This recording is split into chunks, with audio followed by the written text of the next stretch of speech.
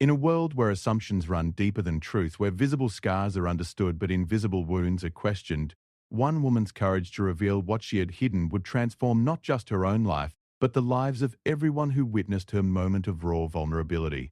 This is the story of Maya Chen, a 28-year-old marketing executive whose weekly physical therapy appointments became the subject of office gossip, cruel jokes, and relentless mockery.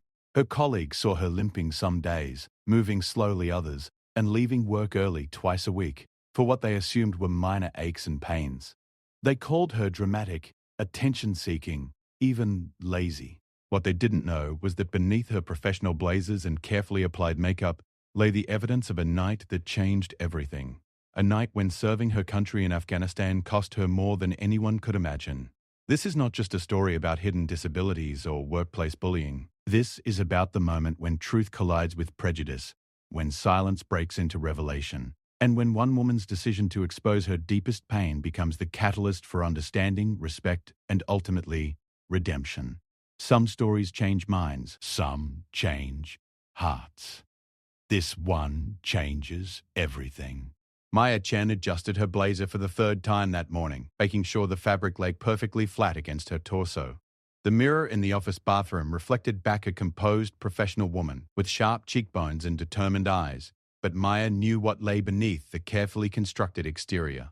She smoothed her dark hair into its usual neat bun and practiced her smile once more before heading back to her desk on the 14th floor of the Glass Tower in downtown Chicago. The marketing department of Brennan & Associates hummed with its usual Monday morning energy. Coffee cups clinked against keyboards, phones buzzed with client calls, and conversations about weekend adventures filled the air. Maya navigated through the maze of cubicles toward her corner office, a privilege she had earned through 5 years of exceptional campaign results and client relationships. But today, like many days recently, each step felt like walking through quicksand. Her right leg, the one that looked perfectly normal to everyone else, sent sharp signals up her spine. The prosthetic had been bothering her since dawn, rubbing against the sensitive skin of her residual limb in a way that made her want to scream. Instead, she maintained her professional composure and settled into her ergonomic chair with the subtle relief that sitting brought. "Morning, Maya," called Jennifer Walsh from the adjacent office. Jennifer was the department's golden child, a blonde dynamo who never seemed to have a bad day or a misplaced hair. She was also the unofficial source of all office gossip, with an uncanny ability to turn the smallest observation into a full-blown drama. "How was your weekend?" "I saw you leaving early again on Friday for your appointment." Maya's fingers tightened around her coffee mug. The appointments. Always the appointments. It was fine, thanks, just some routine stuff. She turned to her computer screen, hoping to signal the end of the conversation, but Jennifer was not easily deterred. "You know, I've been thinking," Jennifer continued, leaning against Maya's doorframe with the casual confidence of someone who believed their thoughts were always worth sharing. "You've been having these appointments for months now, twice a week, every week. What kind of condition requires that much attention? I mean, you look perfectly healthy to me." The words stung more than Maya let on. She had perfected the art of appearing perfectly healthy. It had taken her 3 years to master the subtle adjustments in her gait that made her prosthetic virtually undetectable. She had learned to time her pain medication so that her sharpest moments coincided with important meetings. She had become an expert at strategic sitting, at choosing her battles with stares, at making every accommodation look like a personal preference rather than a medical necessity. "Just some physical therapy," Maya replied, keeping her voice level. "Nothing dramatic." Jennifer's eyebrows shot up with genuine curiosity. "Physical therapy? For what? Did you hurt yourself working out? I keep telling everyone they should join my Pilates class instead of doing all that heavy lifting at the gym. It's so much safer." Maya felt heat rising in her chest. The assumption that her need for physical therapy stemmed from some recreational mishap, some careless moment during a workout, felt like a slap in the face. But she had worked too hard to build her professional reputation to let personal frustration show. "Something like that," she murmured, turning back to her screen with finality. As Jennifer finally wandered away, Maya caught her reflection in her computer monitor. The woman looking back at her seemed strong, capable, unbroken. It was an image she had crafted with meticulous care, but maintaining it grew more exhausting each day. The morning progressed with its usual rhythm of client calls and strategy meetings. Maya presented her latest campaign proposal to the senior partners, walking them through consumer demographics and market penetration strategies with the confidence that had made her one of the company's most trusted executives. Her presentation was flawless, her analysis sharp, her recommendations strategic and sound. For 45 minutes, she was exactly who she appeared to be. A brilliant marketing mind with an intuitive understanding of consumer behavior. But as the meeting ended and she stood to gather her materials, her right leg buckled slightly. It was barely noticeable, just a momentary instability that she quickly corrected. But Maya caught Jennifer watching from across the conference table. The look in Jennifer's eyes was the one Maya had learned to dread. Curious, speculative, hungry for details.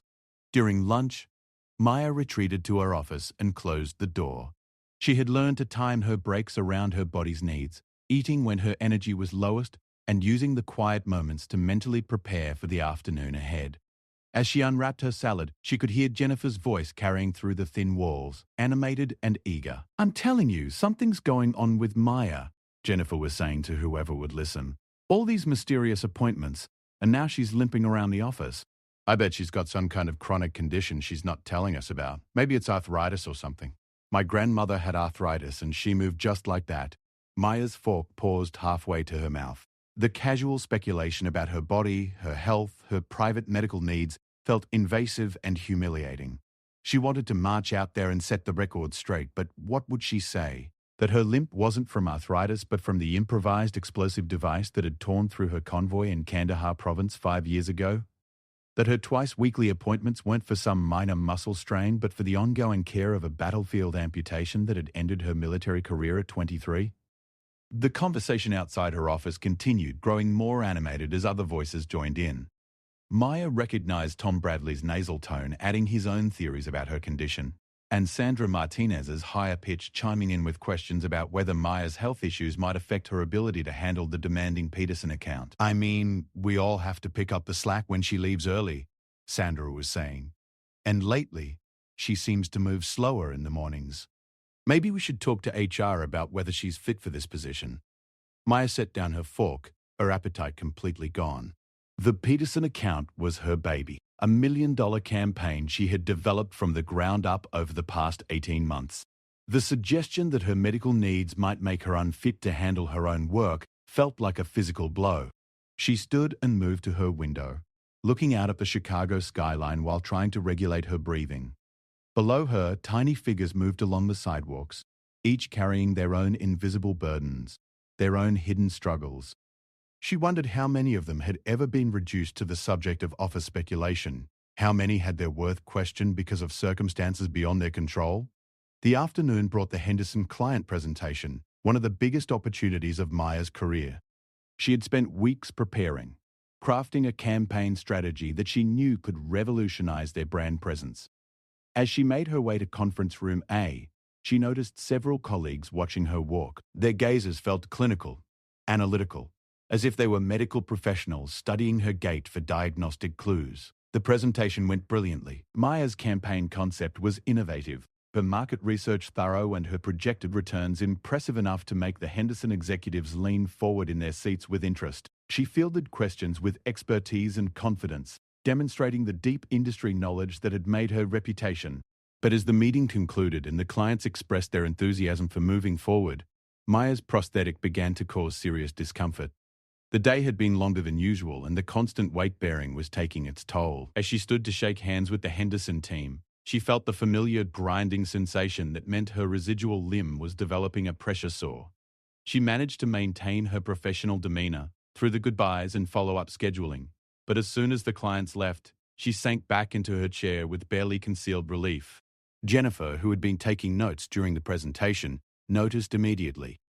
"Wow, that was intense," Jennifer said, packing up her materials. "Great presentation, Maya, but you look exhausted.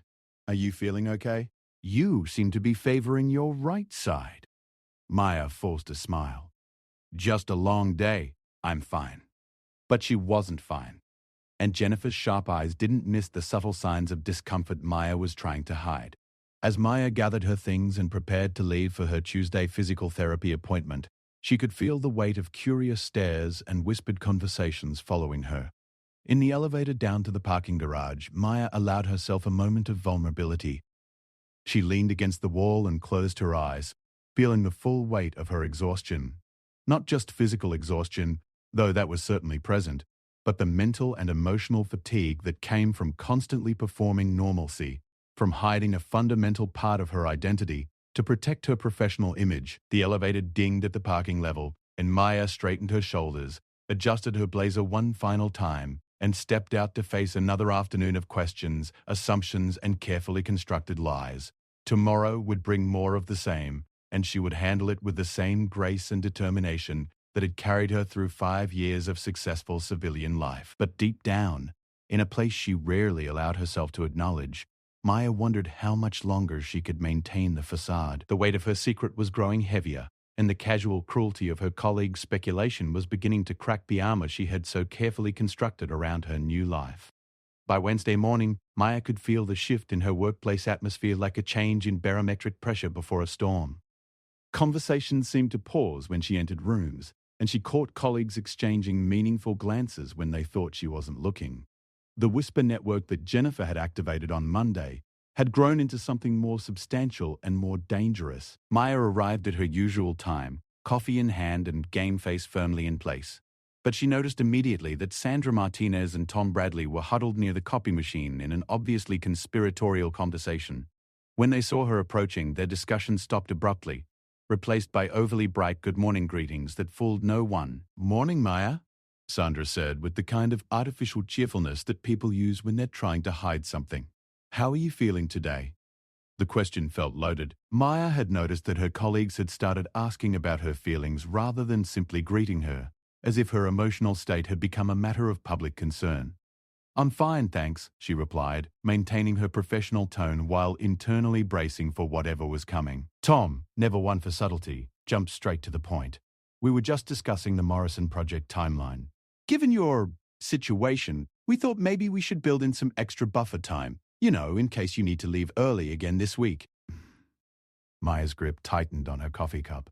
"My situation?"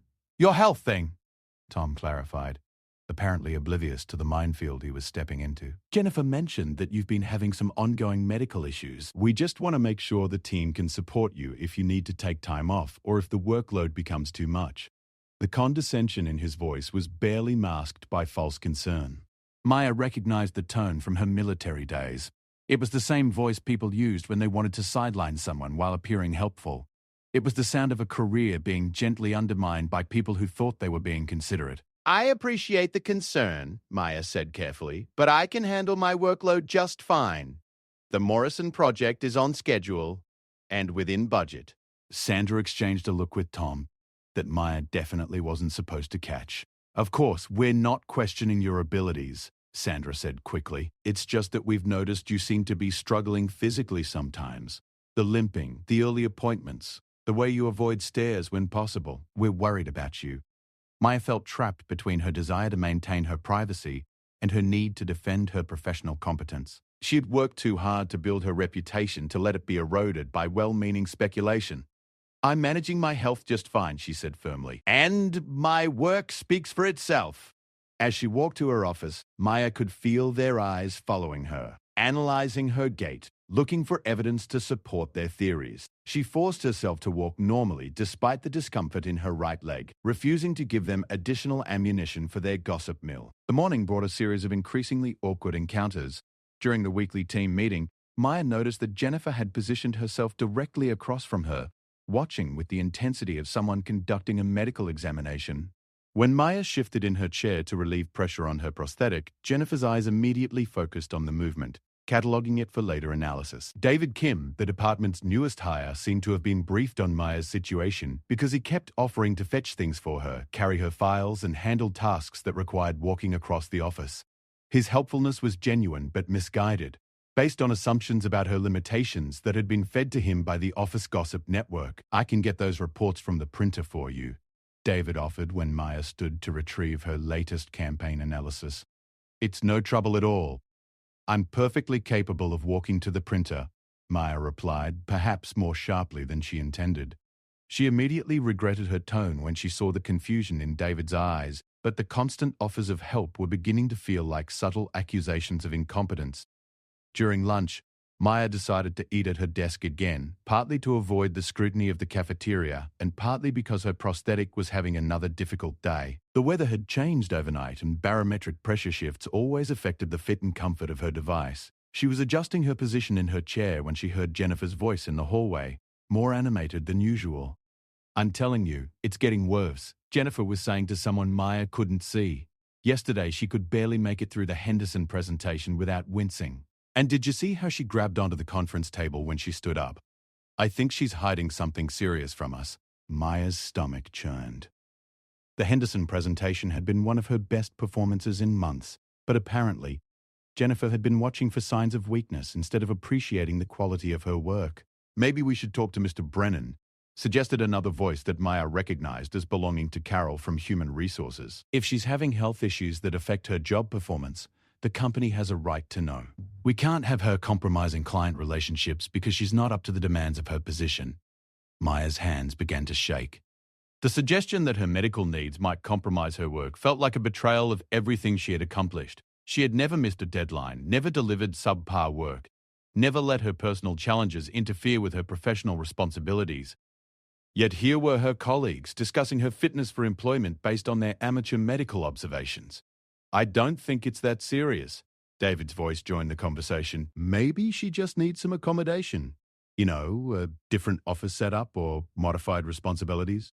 "I'm sure she'd appreciate the support." Maya wanted to scream. The casual way they were discussing restructuring her career, limiting her responsibilities, and treating her like a charity case felt dehumanizing. She had not spent 5 years building her reputation to have it dismantled by people who thought they were helping. The afternoon brought the monthly client check-in calls, a series of conversations that required Maya to be at her sharpest and most persuasive.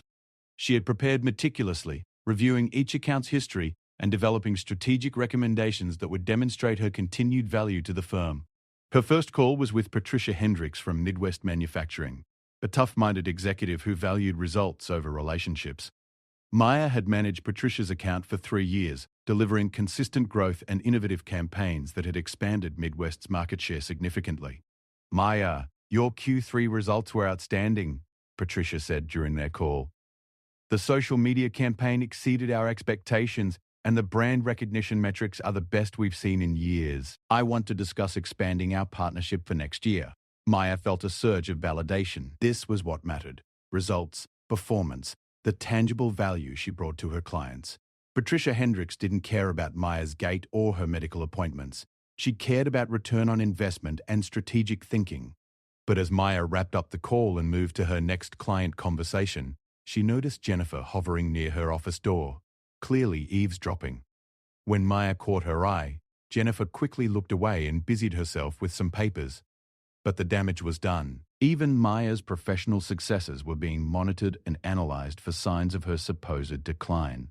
The second call was with Robert Chen from Techstone Solutions, a younger entrepreneur who had built his company from startup to major player in the software industry. Maya had helped develop Techstone's entire brand identity, and Robert had become one of her most loyal clients. "Maya, I need to discuss our expansion into the Asian market," Robert said without preamble. "Your demographic analysis convinced my board that we are ready for international growth. Can we schedule a strategy session next week? I want you leading this project personally." Another victory, another client who valued her expertise above all else.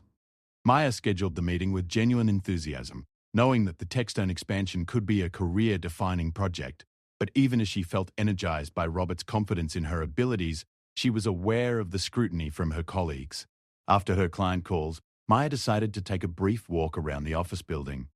The fresh air and change of scenery usually helped clear her head, but today she needed the movement to work out some of the tension in her prosthetic. She had been sitting too long, and the device was beginning to cause serious discomfort. As she waited for the elevator, she overheard Tom talking to someone on his phone in the adjacent hallway. His voice carried clearly in the quiet afternoon atmosphere. "Yeah, we're all trying to be supportive, but it's getting awkward," Tom was saying. "She's clearly in denial about whatever's wrong with her.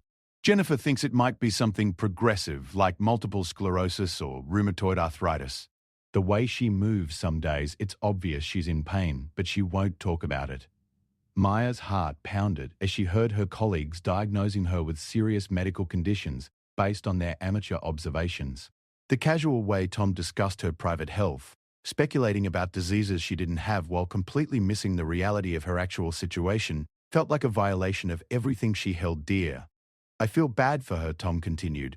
But we can't pretend everything's normal when it's clearly not. Maybe if we approach Mr. Brennan together, we can get her some help. You know, modified duties or a leave of absence until she gets whatever this is under control. Maya pressed the elevator button repeatedly, desperate to escape before she heard any more of the conversation. The idea that her colleagues were planning some kind of intervention, that they were considering approaching their boss about her supposed medical issues, filled her with a panic she hadn't felt since her early days in civilian life. The elevator arrived and Maya stepped inside with relief. But as the doors closed, she caught a glimpse of Jennifer watching her from down the hallway. Jennifer's expression was one of concern mixed with curiosity, the look of someone who believed they were witnessing a slow-motion tragedy and felt compelled to document every detail.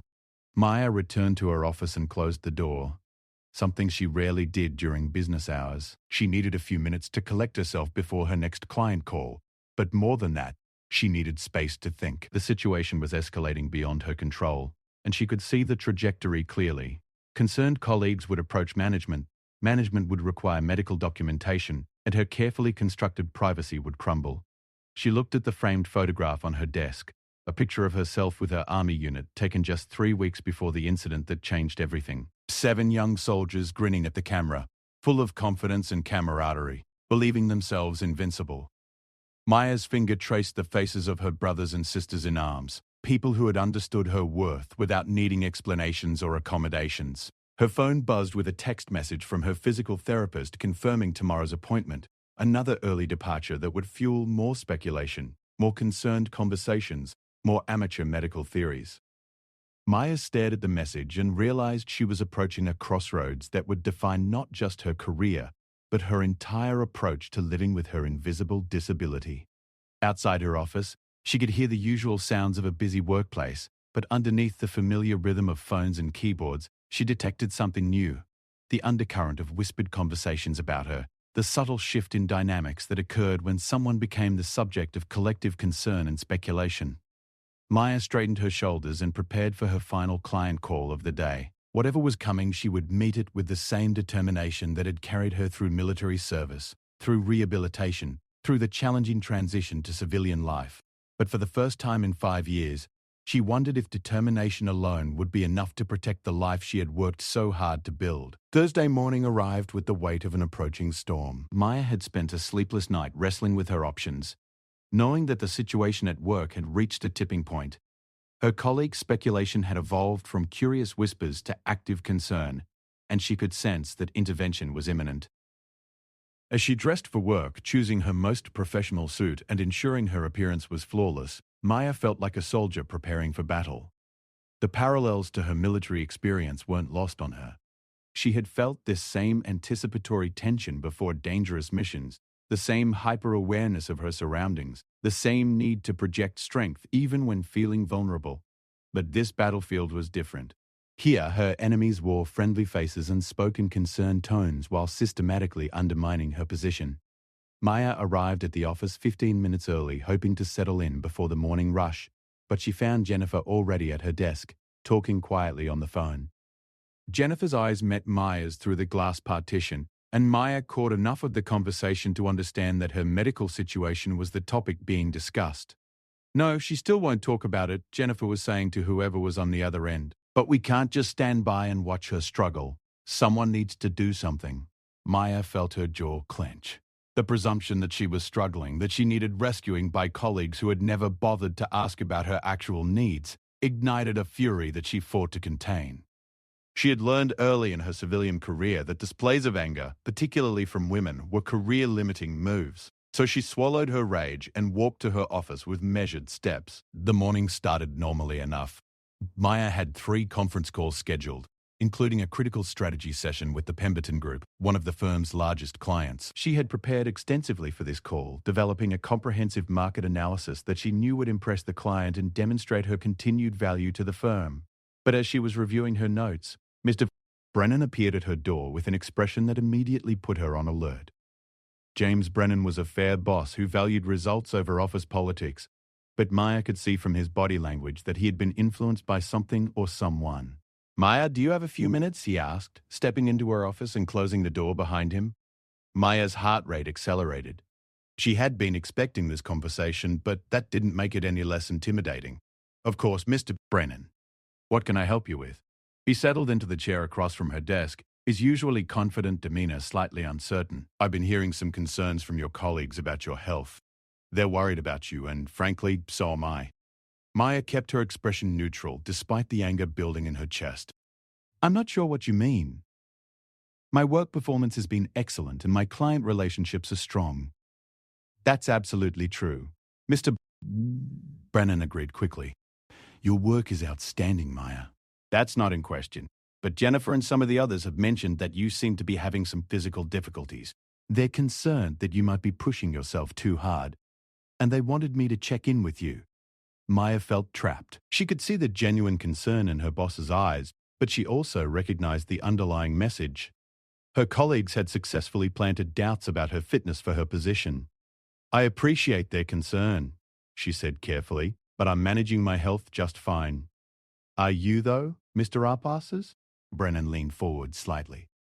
"Look, Maya, if you're dealing with some kind of medical condition, the company has resources to help. We can arrange accommodations, adjust your schedule, maybe redistribute some responsibilities until you're feeling better."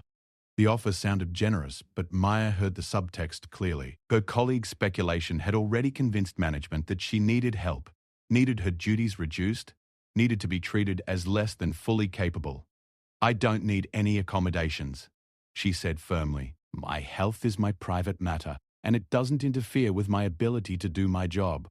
Mr. Brennan's expression suggested he wasn't entirely convinced, but he nodded slowly.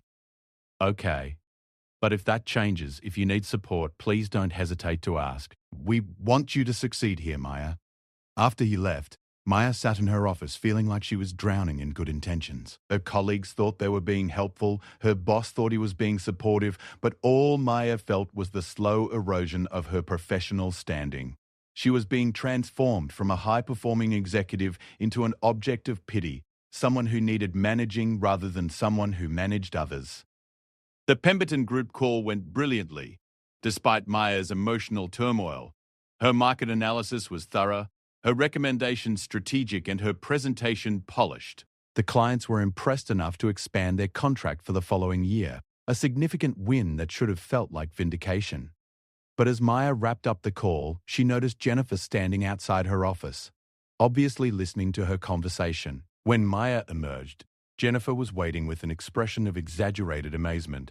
"Wow, Maya, that was impressive," Jennifer said with the condescending tone people use when they're surprised by competence they didn't expect. "You really handled that well, considering everything you're dealing with." The backhanded compliment stung. Maya had just secured a major contract renewal, but instead of celebrating her professional achievement, Jennifer was treating it as a heroic effort despite her supposed medical limitations. "Thanks," Maya replied tersely, gathering her materials for her next meeting. "You know," Jennifer continued, apparently oblivious to Maya's discomfort, "we've all been talking, and we think you should consider asking for some help with your heavier accounts. I mean, the stress can't be good for whatever condition you have. Maybe you could focus on the smaller, less demanding clients while you're recovering." Maya's hands stilled on her papers.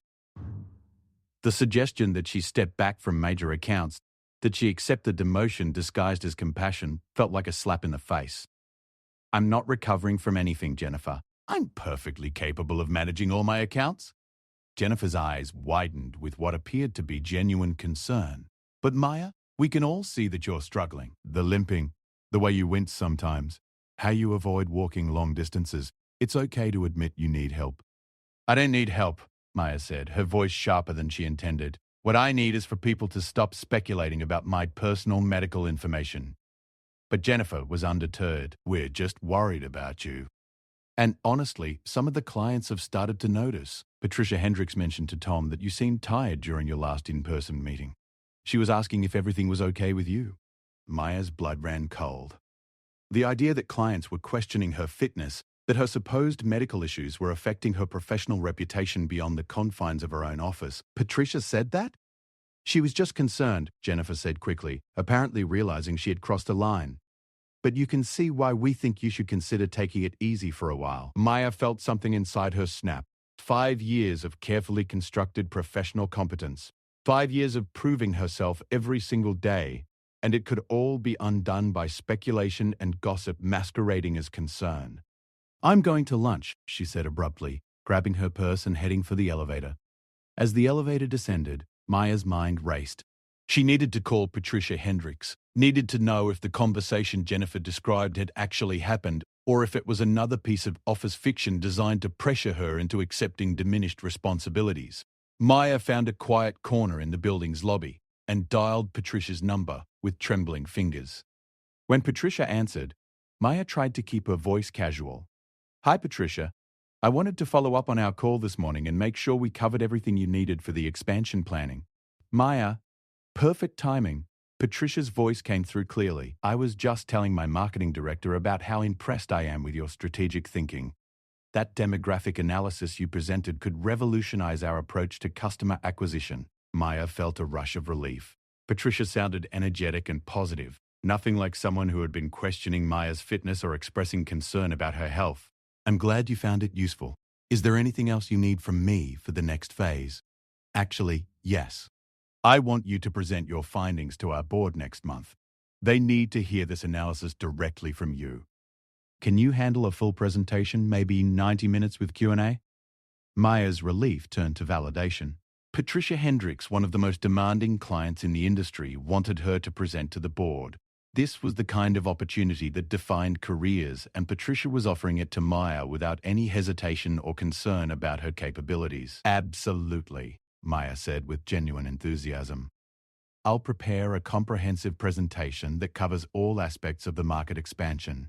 After ending the call, Maya sat in the lobby for several minutes, trying to process what had just happened. Jennifer had either completely fabricated the conversation with Patricia Hendricks, or she had grossly misinterpreted some casual pleasantry as serious concern. Either way, Maya now understood that the office gossip network was operating with information that ranged from misleading to completely false. When Maya returned to her floor, she could see that something had shifted in the office dynamic. Conversation stopped when she appeared, and several colleagues watched her walk to her office with expressions of barely concealed pity. Maya realized that during her absence, the speculation about her condition had reached new heights. She had barely settled at her desk when David Kim appeared at her door, holding a stack of files. "Maya, I took the liberty of reviewing your project load with Sandra and Tom. We think we can redistribute some of your responsibilities to help you focus on the accounts that really need your expertise." Maya looked up sharply. "Excuse me?" David seemed surprised by her reaction. "We're just trying to help. We know you're dealing with something medical and we don't want you to burn out. Sandra can handle the Morrison project and Tom thinks he can take over the initial client consultations for new accounts. That way you can focus on strategic work that doesn't require as much physical demands." Maya felt the world tilting around her.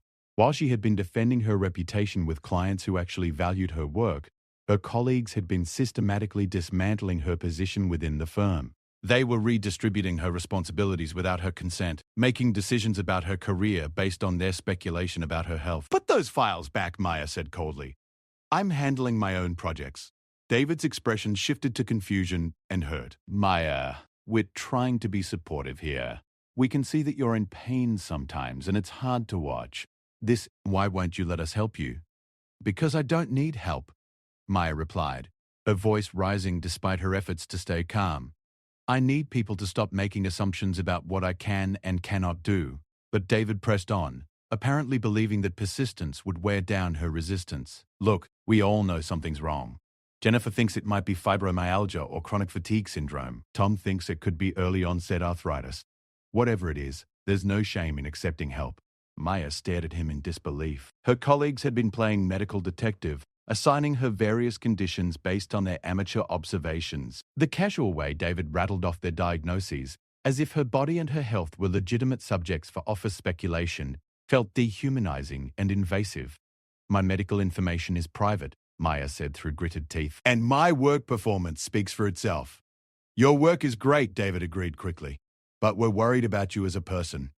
Nobody should have to suffer in silence." Maya wanted to scream that she wasn't suffering in silence by choice, but because the alternative Revealing the truth about her military service and her disability felt too risky in an environment where her colleagues had already demonstrated their tendency to make assumptions and spread gossip. As David finally left, taking his redistributed files with him, Maya realized that she had reached a point of no return. Her colleagues' well-intentioned interference had created a professional crisis that threatened everything she had worked to achieve. They had decided that she was disabled, incapable, and in need of their protection, regardless of the evidence of her actual performance and capabilities. Maya looked at her calendar and saw her physical therapy appointment scheduled for later that afternoon. Another early departure that would fuel more speculation, more concerned conversations, more amateur medical theories.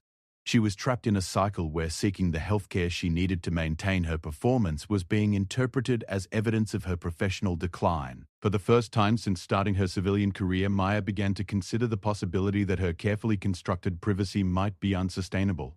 The cost of hiding her true situation was becoming higher than the risk of revealing it. But the thought of exposing her most vulnerable truth to people who had already proven their tendency toward assumption and gossip filled her with dread. Outside her office, she could hear Jennifer's voice rising with excitement as she shared some new observation or theory with whoever would listen. Maya closed her eyes and tried to remember the feeling of being valued for her actual capabilities rather than being defined by other people's perceptions of her limitations. Tomorrow would bring new challenges, new speculation, and new attempts to manage her career for her own supposed good. But tonight, Maya would have to decide whether to continue fighting to maintain her privacy or to take the terrifying step of revealing the truth that could either vindicate her or destroy everything she had built. Friday morning brought with it an atmosphere so thick with tension that Maya could feel it the moment she stepped off the elevator. Her colleagues weren't even trying to hide their discussions anymore. 3 people stood clustered around the coffee machine, their voices low but animated. And when they saw Maya approaching, their conversation didn't stop. It simply shifted to meaningful glances and barely concealed whispers.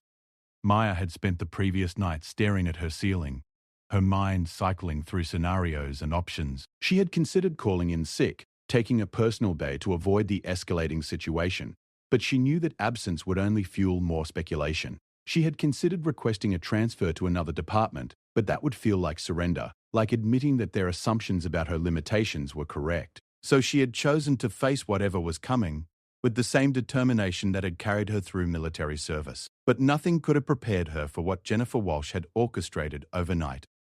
Maya had barely reached her office when Jennifer appeared at her door, flanked by Sandra Martinez and Carol from Human Resources. Their expressions were a mixture of concern, determination, and something that looked disturbingly like excitement.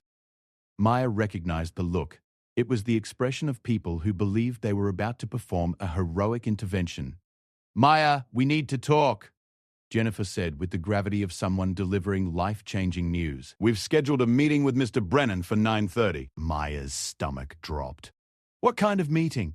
Carol stepped forward, her professional HR demeanor firmly in place.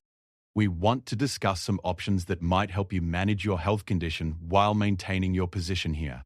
The company has excellent disability benefits, and we think you might qualify for accommodations that could make your work life easier." Maya felt the walls closing in. They had moved beyond speculation into action, beyond gossip into official intervention. "I haven't requested any accommodations," she said carefully. "We know," Sandra said gently, as if speaking to someone who wasn't thinking clearly. "But sometimes people need help recognizing when they need help. We've all seen how much you're struggling, and we can't stand by and watch you suffer." The word suffering hit Maya like a physical blow. In their mind, she had already been transformed from a successful executive into a victim who needed rescuing. They had rewritten her narrative without her consent, casting themselves as heroes and her as someone too proud or too confused to accept the help she obviously needed. "What exactly do you think you've seen?" Maya asked, her voice dangerously quiet. Jennifer seemed to take this as an invitation to present their case. "Maya, we're not blind. We've documented everything. The limping that's gotten worse over the past few months. The way you favor your right side when you think no one is looking. How you avoid stairs and always take the elevator, even for one floor. The wincing when you stand up after sitting for long periods. The way you grip furniture when you're walking." Maya listened in horror as Jennifer rattled off observations that felt like a violation of her privacy.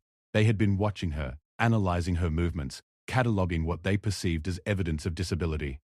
The clinical way Jennifer described her body and its functions made Maya feel like a specimen under a microscope. And the appointments? Sandra added, twice a week, every week. Always described as routine, but clearly something more serious. Maya, people don't need that much medical attention unless something is really wrong. Carol nodded gravely. We've researched various conditions that present with your symptoms. Based on our observations, we think you might be dealing with rheumatoid arthritis, fibromyalgia, or possibly early-stage multiple sclerosis. All of these conditions qualify for workplace accommodations under the Americans with Disabilities Act. Maya stared at them in disbelief.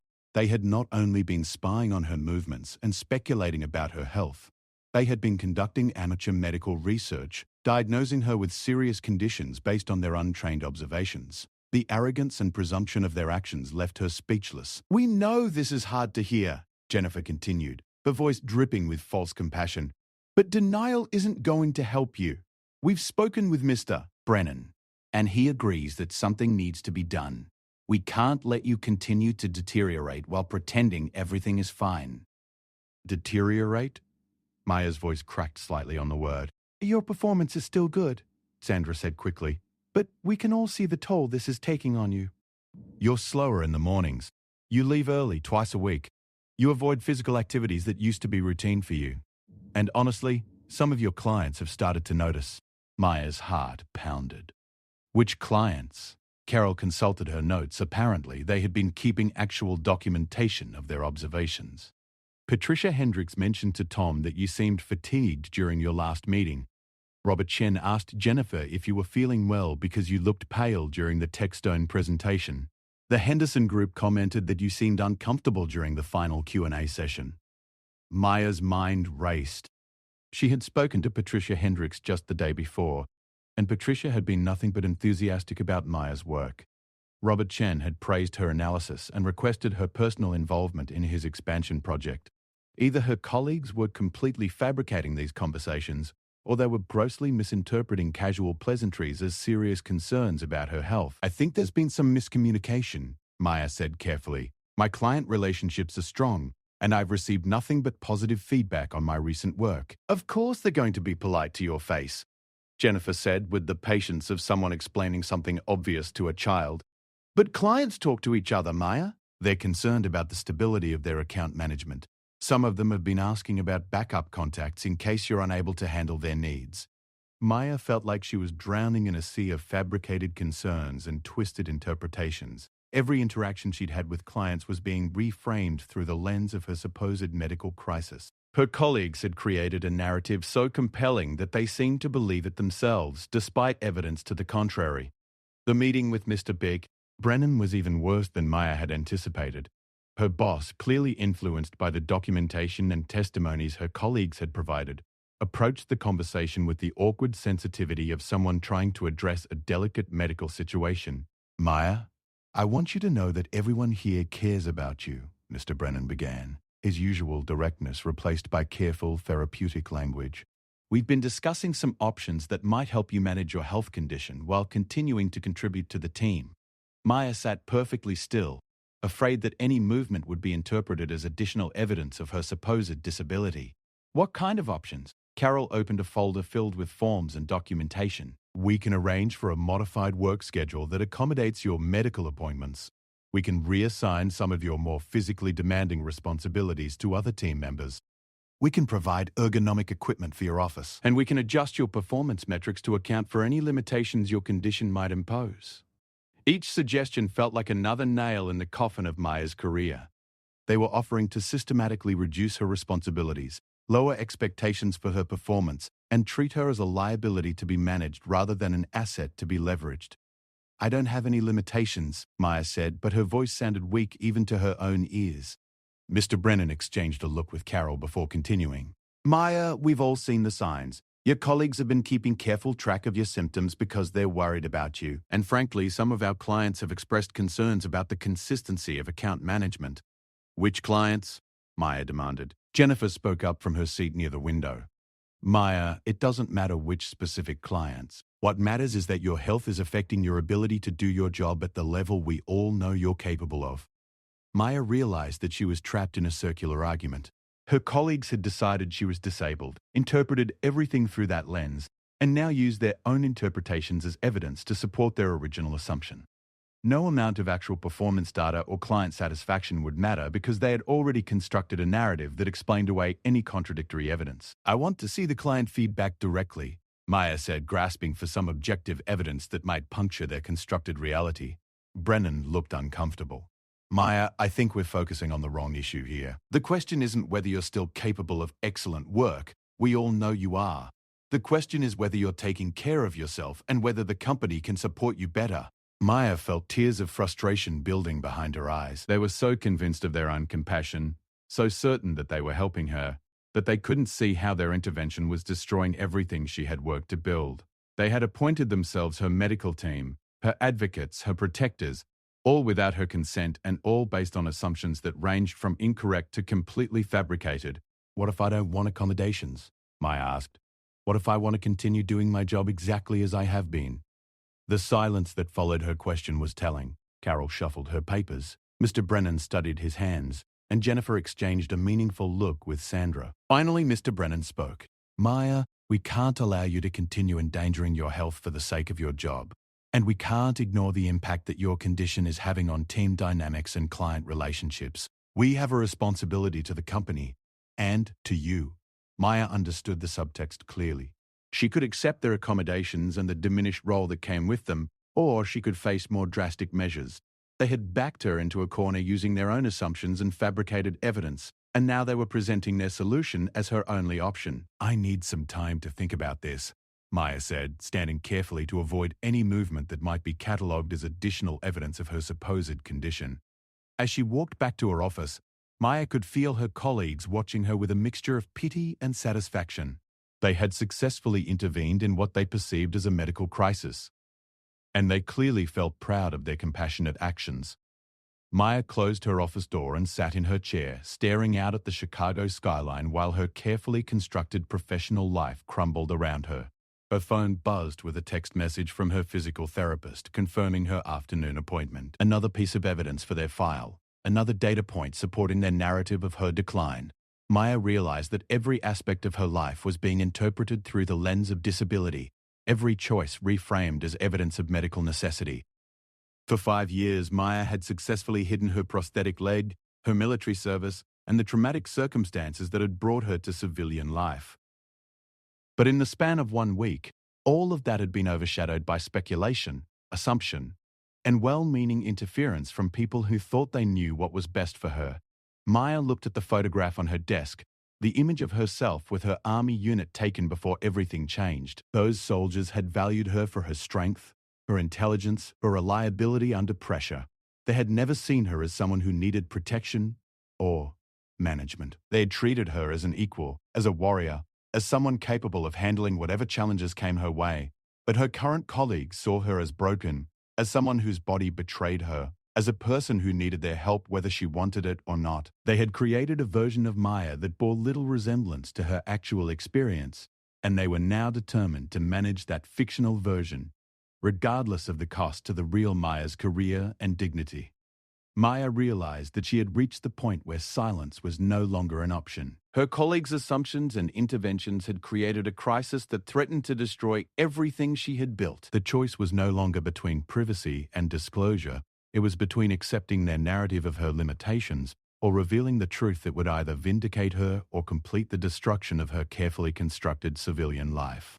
As she prepared for what might be her final client calls of the day, Maya began to form a plan that would require more courage than anything she had done since leaving the military. Tomorrow would bring either redemption or ruin, but it would also bring the truth. Monday morning arrived, grey and cold, matching Maya's mood as she prepared for what she knew would be the most important day of her civilian career. She had spent the weekend in deep contemplation, weighing her options and finally accepting that her colleague's intervention had forced her hand. The comfortable anonymity she had maintained for 5 years was no longer sustainable. Maya dressed with particular care, choosing her most professional navy suit, but this time she made a different choice about her leg. Instead of the business-appropriate pants she usually wore, she selected a knee-length skirt. It was the first time in 5 years that she had worn anything that would make her prosthetic visible if she chose to reveal it. She arrived at the office 30 minutes early, before any of her colleagues, and used the quiet time to prepare for what was coming. Maya had scheduled an all-hands team meeting for 10 o'clock, citing important information regarding recent workplace concerns. Mr. Brennan had approved the meeting, probably assuming Maya was ready to discuss her accommodations and accept their help. Maya spent those early minutes reviewing the materials she had gathered over the weekend. Her Army service records, medical documentation of her prosthetic fitting, commendation letters from her commanding officers, and photographs from her deployment in Afghanistan. She had also printed copies of her client satisfaction reports from the past 5 years, her performance evaluations, and the actual feedback from clients that contradicted her colleagues' fabricated concerns. As 9:30 approached, Maya watched through her office window as her colleagues began arriving. She could see Jennifer talking animatedly to Sandra near the coffee machine, probably discussing their successful intervention and speculating about what Maya would say during the meeting. Tom Bradley was nodding along to Carol's explanation of accommodation options, and David Kim was organizing files that Maya assumed contained more of their documented observations about her supposed decline. At exactly 10 o'clock, Maya walked into conference room A, where her entire team was assembled. The atmosphere was expectant, supportive, and slightly smug. Her colleagues clearly believed they were about to witness Maya's grateful acceptance of their help, her acknowledgement that they had been right about her condition, and her agreement to the reduced responsibilities they had designed for her benefit. Mr. Brennan opened the meeting with his usual efficiency. Maya has asked to address the team about some personal matters that have been the subject of recent discussions. Maya, the floor is yours. Maya stood at the head of the conference table, looking at the faces of people who had spent the past week dissecting her body language, diagnosing her with medical conditions, and reconstructing her career around their assumptions about her limitations. She took a deep breath and began. Over the past week, I've become aware that there's been significant discussion about my health, my fitness for my position, and my need for various accommodations. I've heard theories about my medical condition ranging from arthritis to multiple sclerosis. I've learned that some of you have been documenting my movements, timing my walks, and analyzing my posture for signs of disability. The room was completely silent. Several people shifted uncomfortably in their seats, apparently surprised that Maya was addressing their surveillance so directly. I've been told that clients have expressed concerns about my health and my ability to handle their accounts. I've been offered modified responsibilities, reduced expectations, and medical leave. All of this has been presented as compassionate support for a colleague who is clearly struggling with a serious health condition. Maya paused, meeting the eyes of each person in the room. Jennifer looked slightly defiant, as if she still believed her actions had been justified. Sandra appeared uncomfortable but unrepentant. Tom and David seemed confused by Maya's tone, apparently expecting gratitude rather than this clinical recitation of facts. The problem, Maya continued, is that almost everything you believe about my situation is based on assumptions, speculation, and in some cases completely fabricated information. Mr. Brennan leaned forward. Maya, what do you mean? Maya reached for the folder she had placed on the table. I mean that I called every client you claimed had expressed concerns about my health. Patricia Hendricks never told anyone I looked tired. In fact, she specifically praised my energy and requested that I present to her board next month. Robert Chen never commented on my appearance. He offered me the lead role on his international expansion project. The Henderson Group never mentioned that I seemed uncomfortable. They renewed their contract and increased their budget by 30%. Jennifer's face flushed red. Those are private conversations. Just because they didn't repeat their concerns to you directly doesn't mean it means you lied, Maya said simply. You fabricated client concerns to support your narrative about my declining health. You created evidence that didn't exist to justify your interference in my career. The silence that followed was deafening. Maya could see her colleagues beginning to realize that their well-intentioned intervention had been built on a foundation of false information and misguided assumptions. But that's not the biggest problem here, Maya continued. The biggest problem is that you decided my body was your business. You appointed yourselves as medical experts, analyzed my movements, diagnosed my condition, and prescribed solutions without ever asking what I actually needed or wanted. Carol from HR looked stricken. Maya, we were just trying to help. We could see that you were struggling. Could you? Maya asked. Because my performance evaluations for the past 5 years have been outstanding. My client satisfaction scores are among the highest in the company. I've never missed a deadline, never failed to deliver results. never allowed personal issues to interfere with my professional responsibilities. So what exactly did you see that indicated I was struggling professionally? The question hung in the air without an answer. Maya realized that her colleagues had conflated physical difference with professional incompetence, had assumed that any sign of bodily limitation automatically translated to career inadequacy. You saw me favoring my right side sometimes, Maya said, beginning to pace slowly around the conference table. You noticed that I avoid stairs when possible and always take the elevator. You observed that I sometimes wince when I stand up after sitting for long periods. You documented the fact that I leave early twice a week for medical appointments. With each observation she confirmed, Maya could see her colleagues nodding, probably feeling vindicated that their surveillance had been accurate. All of those observations are correct, Maya said. But your interpretations of what they mean are completely wrong. Maya stopped pacing and stood directly in front of the window, silhouetted against the Chicago skyline. 5 years ago, I was Sergeant Maya Chen, 3rd Infantry Division, United States Army. I was deployed to Kandahar province in Afghanistan, where my job was to lead convoys carrying supplies to forward operating bases. The room became impossibly quiet.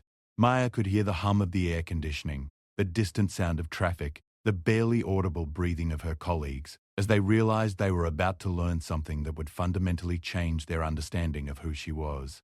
On March 15, 2019, my convoy hit an improvised explosive device on Highway 1, about 20 kilometers outside Kandahar city. The blast killed 2 of my soldiers instantly and severely wounded 3 others. I was the lucky one. I only lost my right leg below the knee. Maya reached down and, with practiced efficiency, lifted her skirt just enough to reveal the carbon fiber and titanium prosthetic that had been hidden beneath her business attire for 5 years. The advanced device, nearly indistinguishable from a real leg when covered by clothing, was clearly visible now in all its mechanical complexity. The gasps and sharp intakes of breath from around the conference table created a sound Maya had never heard before. The collective realization of a group of people that they had been fundamentally wrong about something they had been certain they understood. The twice-weekly appointments you've been tracking aren't for some mysterious degenerative disease, Maya continued, her voice steady despite the magnitude of what she was revealing. They're for prosthetic maintenance, gait training, and physical therapy to manage the ongoing challenges of being an amputee. The limping you've documented happens when the prosthetic doesn't fit quite right, usually due to weather changes or swelling. The way I favor my right side is because I'm compensating for the fact that I don't have natural proprioception in that leg. Maya could see Jennifer's face cycling through emotions: shock, embarrassment, confusion, and something that might have been shame. Sandra had covered her mouth with her hand, and Tom was staring at the prosthetic with the wide-eyed expression of someone whose worldview was being rapidly readjusted. The reason I avoid stairs when possible isn't because I'm weak or sick, Maya said, lowering her skirt and resuming her position at the head of the table. It's because navigating stairs with a prosthetic requires concentration and energy, and I prefer to save that energy for my actual work. The wincing you've observed happens when the prosthetic creates pressure sores on my residual limb, a common issue that has nothing to do with my ability to analyze market trends or manage client relationships. Mr. Brennan was the first to find his voice. Maya, I had no idea. Your military service, your injury, it's never come up in any of our conversations. Because I chose not to share it, Maya replied. I wanted to be evaluated based on my professional capabilities, not judged or accommodated based on assumptions about my physical limitations. For 5 years, that approach worked perfectly, until last week when my colleagues decided that my body was their concern and my career needed their management. Maya opened her folder and began distributing copies of her military records, her performance evaluations, and the actual client feedback she had collected. These documents show a different story than the one you've constructed. They show a soldier who is decorated for valor and leadership under fire. They show a civilian employee who has consistently exceeded expectations and maintained excellent relationships with clients. They show someone who has successfully managed their disability without requiring any accommodations from their employer. As her colleagues reviewed the documents, Maya could see them beginning to understand the magnitude of their mistake. Jennifer was reading Maya's Bronze Star citation with an expression of growing horror. Sandra was studying performance evaluations that directly contradicted every assumption they had made about Maya's declining capabilities. I want to be clear about something, Maya said, her voice taking on the authority she had once used to command soldiers in combat zones. I am proud of my military service. I am proud of the sacrifice I made for my country, and I am proud of the life I have built since returning home. What I am not proud of is how I allowed your assumptions and interference to make me feel ashamed of who I am. David Kim, who had been silent throughout the meeting, finally spoke up. Maya, we thought we were helping. We genuinely believed you were struggling and too proud to ask for support. But you never asked what I needed, Maya pointed out. You observed, you speculated, you diagnosed and you prescribed, but you never actually talked to me about my experience. You decided what my limitations were without consulting me. You determined what accommodations I required without considering what I actually wanted. Maya walked around the conference table, making eye contact with each person as she spoke. Jennifer, you told people I looked tired during client meetings, but you never asked if I was actually tired or if that was just your interpretation of how someone with a prosthetic leg should look. Sandra, you offered to take over my projects to reduce my stress, but you never asked if I found my work stressful or if I wanted to give up responsibilities I had worked hard to earn. She stopped in front of Tom Bradley, who had been one of the most vocal advocates for redistributing her workload. Tom, you suggested building buffer time into project schedules to account for my medical needs, but you never asked what those needs actually were or whether they affected my ability to meet deadlines. Maya returned to the head of the table, where her prosthetic was no longer a secret, but a visible part of who she was. The irony is that in trying to accommodate what you thought was a disability, you created actual barriers to my success. Your speculation damaged my professional. Your intervention threatened my client relationships. Your assumptions about my limitations became limitations on my opportunities. Mr. Brennan cleared his throat. Liar, I owe you an apology. We all do. We acted based on incomplete information and good intentions, but we clearly handled this situation poorly. The intentions don't matter as much as the impact, Maya replied, and the impact has been significant. You've spent the past week treating me like someone who needed protection rather than someone who deserved respect. You've made decisions about my career based on your comfort level with disability rather than my actual performance and capabilities. Maya could see tears forming in several people's eyes, but she wasn't finished. 5 years of silence had given her a lot to say, and she was determined to say it all. I want you to understand something about the military, Maya continued. When I was deployed, my fellow soldiers valued me for what I could contribute, not what they thought I might need. They trusted me to lead them through dangerous situations because they had seen evidence of my capabilities. They never assumed I was struggling just because I faced different challenges than they did. Maya's voice grew stronger as she spoke about her military experience. In combat, there's no room for assumptions or speculation. You either perform or you don't. You either contribute to the mission or you become a liability. I learned to excel in that environment because excellence was the only option. She gestured toward the documents spread across the conference table. When I transitioned to civilian life, I brought those same standards with me. I didn't want special treatment or modified expectations. I wanted to prove that I could compete and excel in any environment, regardless of my physical differences. Jennifer finally spoke, her voice barely above a whisper. Maya, I'm so sorry. We completely misunderstood everything. You misunderstood because you never asked, Maya said. You saw someone who looked different sometimes, who moved differently sometimes, who had medical appointments, and you filled in the blanks with your own assumptions. You created a narrative about my life and my needs without consulting me about either. Maya walked to the window and looked out at the city where she had built her civilian career. The truth is, I love my job. I love the challenges, the client relationships, the strategic thinking, and the results. I didn't want accommodations because I didn't need them. I didn't want modified responsibilities because I was capable of handling full responsibilities. I didn't want your help because I wasn't struggling in the ways you imagined. She turned back to face her colleagues, all of whom looked stricken by the revelation of how wrong they had been. But I did need something from you, something you never offered, the basic respect of allowing me to define my own needs and capabilities. Maya began gathering her materials, preparing to return to her office. Going forward, I expect to be evaluated based on my actual performance, not your assumptions about what someone with a prosthetic leg should be able to accomplish. I expect my client relationships to remain intact and my professional reputation to be repaired, and I expect that my medical information will remain private unless I choose to share it. As Maya reached the conference room door, she paused and looked back at her colleagues one final time.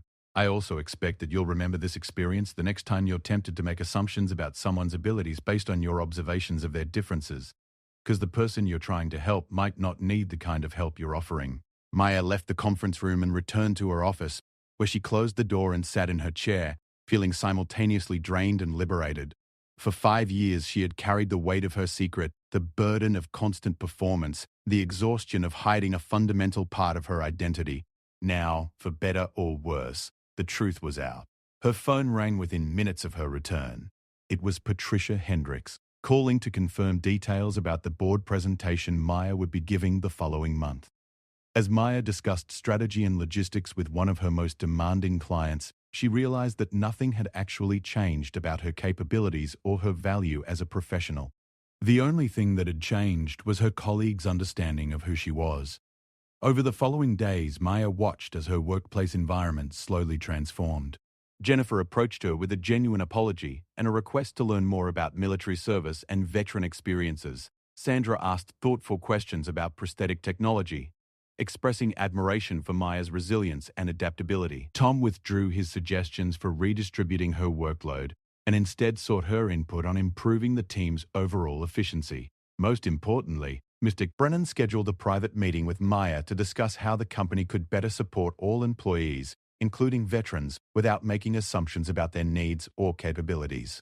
Maya found herself becoming an advocate not just for herself, but for anyone whose differences had been misinterpreted as deficiencies. Maya's revelation had done more than clear up misunderstandings about her health and capabilities. It had challenged her colleagues to examine their own assumptions about disability, accommodation, and professional competence. It had demonstrated that good intentions without understanding could be just as damaging as malicious actions. And it had proven that sometimes the most powerful response to prejudice and assumption is the simple truth about who you are and what you're capable of accomplishing. 6 months later, Maya was promoted to Senior Vice President, leading the company's largest accounts and mentoring junior employees. Her prosthetic leg was no longer a secret, but it had never been a limitation. The only limitations she had faced were the ones imposed by other people's assumptions about what someone like her should be able to do. Maya's story became a powerful reminder that courage isn't just about facing enemy fire or recovering from traumatic injuries. Sometimes the greatest courage is found in refusing to accept other people's definitions of your limitations and insisting on being seen for who you truly are.